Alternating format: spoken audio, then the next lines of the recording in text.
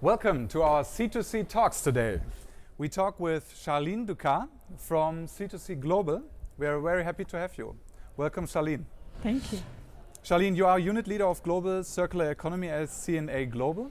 And this year on June 1st, CNA branded retail stores in Europe launched its first C2C t-shirt. Together, the CNA Foundation and CNA founded Fashion for Good, an incubator for innovation and circular development in the retail industry. Could you just briefly describe for the beginning what your responsibilities are at CNA?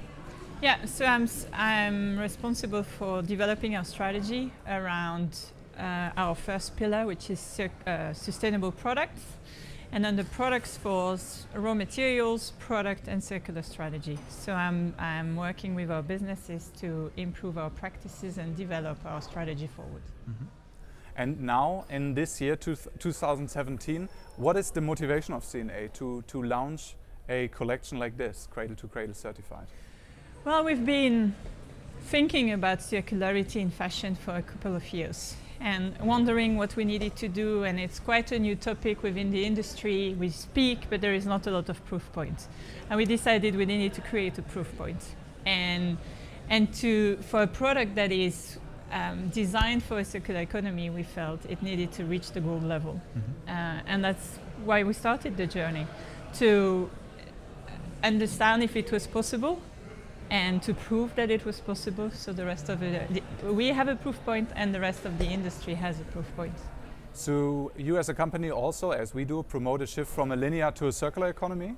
And we propose we can use the cradle-to-cradle design principles for it. What advantages you see in using those principles from the cradle-to-cradle school of thought? Well, it's the most holistic way of defining what a sustainable product is. There's no standard out there that's more holistic than that.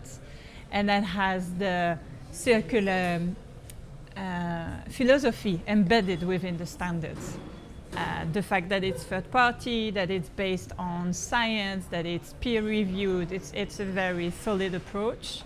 And when we develop strategies, we want them to be supported by industry or cross-industry standards, because to give us and give our customers the confidence that what we do is the right thing, or is supported by other organizations and validated by third parties. Okay.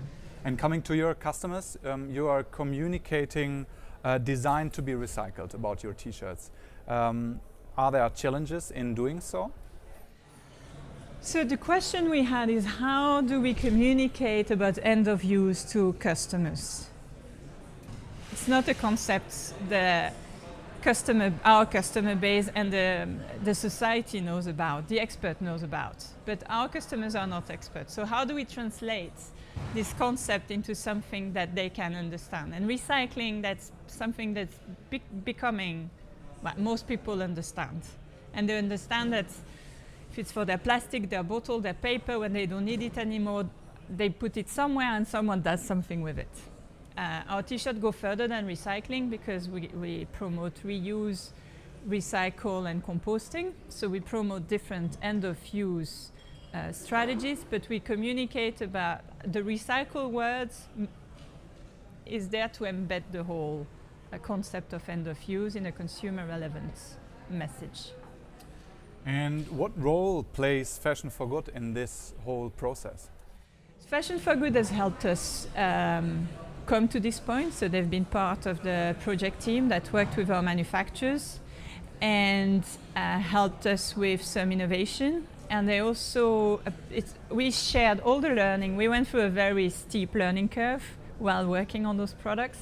And all our learnings are being made public, open source, because we want more fashion companies to embark on the journey. And we feel, well, we don't want everyone to have to go through this very steep learning curve.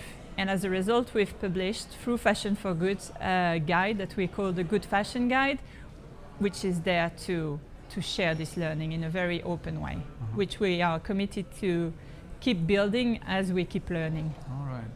And Could you tell us a bit more about the roadmap of C&A regarding Cradle to Cradle and where you're heading? So we are committed to do more. So we've launched the t-shirts. We've already done more since June. So we've launched the t-shirts in June in all our European stores with a campaign to tell the story. Since then, we've launched them in Brazil and Mexico.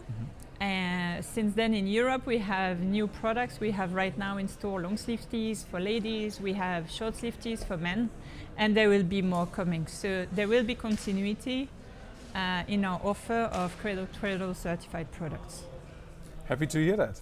And one final question is, what's your personal motivation in taking part in this 4th International Cradle to Cradle Congress? To get better connected to the Cradle to Cradle community and learn from all the people that are have a long history working with the standard, because we've been involved with it for a bit more than a year now, but some people started their journey 10 years ago. So trying to learn from them and get inspired from all the conversation and the connections and the large public that wants to learn also, and we'd like to better understand what they are looking for, what they are interested in, potentially adapting our strategies to fit their needs. Okay, so we are very happy to have you here. Thank you, Charline Ducas from C&A Global. Thank you. Thank you.